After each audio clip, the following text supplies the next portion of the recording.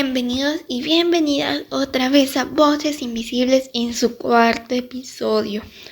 Soy Stephanie Vázquez y hoy vamos a hablar de las tipologías victimales para entender cómo se clasifica a la víctima. Bueno, cuando escuchamos la palabra víctima, se nos vienen muchas imágenes a nuestra mente. Podemos pensar en una persona llorando, una mujer agredida, un niño abandonado, un adulto mayor. La verdad es que hay muchas clases de víctimas y a lo largo del tiempo los expertos en victimología han hecho una gran pregunta. ¿Hay forma de agrupar a las víctimas? Pues la verdad es que sí, a lo largo de la historia hemos tenido diferentes clasificaciones de las víctimas, porque no todas son iguales. Por ejemplo, cuando tú vas al médico y tienes un dolor de cabeza, no todos los dolores de cabeza van a ser iguales o van a ser síntomas de una misma enfermedad. Para tratar bien ese dolor de cabeza hay que saber de qué tipo es. Lo mismo pasa con las víctimas. En los años 40, todavía el mundo trataba de entender cómo es que sucedía el vínculo del delito con la víctima. Aquí donde Hans von Henting se preguntaba si la víctima tenía algo que ver con el delito, si algo de ella, como su edad, su salud, su actitud, influyen para que sea una víctima. Así que las empieza a clasificar. Las clasificó como víctimas jóvenes y ancianas debido a su debilidad física, víctimas con problemas mentales por su menor capacidad de defensa, víctimas féminas debido a los roles y los estereotipos de género, víctimas imprudentes y víctimas provocadoras, porque sus estímulos y sus actos encendían más la agresión del victimario.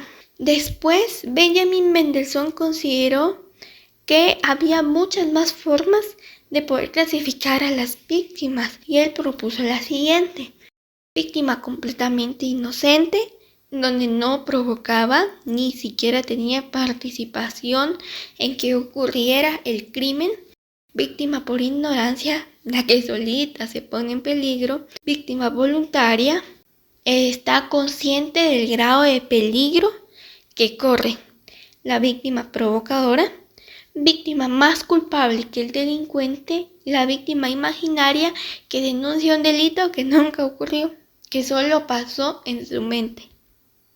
Otro estudioso que también propuso su forma de clasificación fue Abdel Essad. En Egipto es un autor no tan conocido en esta parte del mundo, pero es muy relevante en el mundo del estudio árabe.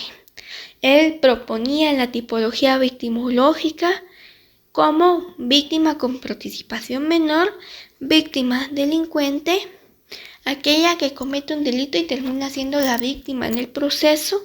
Ahora, si hablamos de la clasificación que nos brindó Landrum o José María Landrum, el criminólogo español, planteó una tipología más jurídica, donde hablaba de víctima directa, la persona que sufre el daño; víctima indirecta, personas familiares cercanas que sufren consecuencias; víctima potencial, una persona en riesgo; víctima institucional, la que sufre abusos por parte de instituciones o el propio sistema de justicia. García Pablos de Molina, un criminólogo español también muy influyente en la época, propuso otro tipo de clasificación mucho más equilibrada para brindar un análisis más académico que jurídico.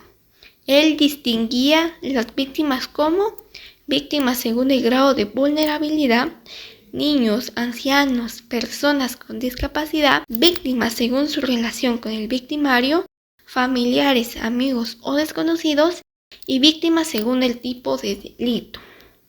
Y por último, vamos a hablar de Elías Neumann, un criminólogo argentino que amplió la mirada sobre las tipologías, porque su clasificación se basaba en factores victimogéneos, en los elementos que aumentaban el riesgo de ser víctima, como las víctimas vulnerables por edad, por género, por salud; víctimas por situación económica como la pobreza y la marginación, víctimas por comportamiento como las personas con conductas imprudentes o arriesgadas, y las víctimas por circunstancia, el estar en un lugar y momento equivocado. Entonces nos damos cuenta que cada uno de los actores tenía una mirada distinta sobre la clasificación de la víctima. Esto es más para que tengamos una idea de cómo pensaban estos estudiosos en el pasado. Gracias a ellos tenemos un mapa más completo de todos los tipos de víctimas que existen. Porque detrás de cada tipología hay una persona real con una historia única que merece ser escuchada. Así que gracias por escucharme nuevamente y acompañarme en Voces Invisibles. Nos escucharemos muy pronto en el próximo capítulo.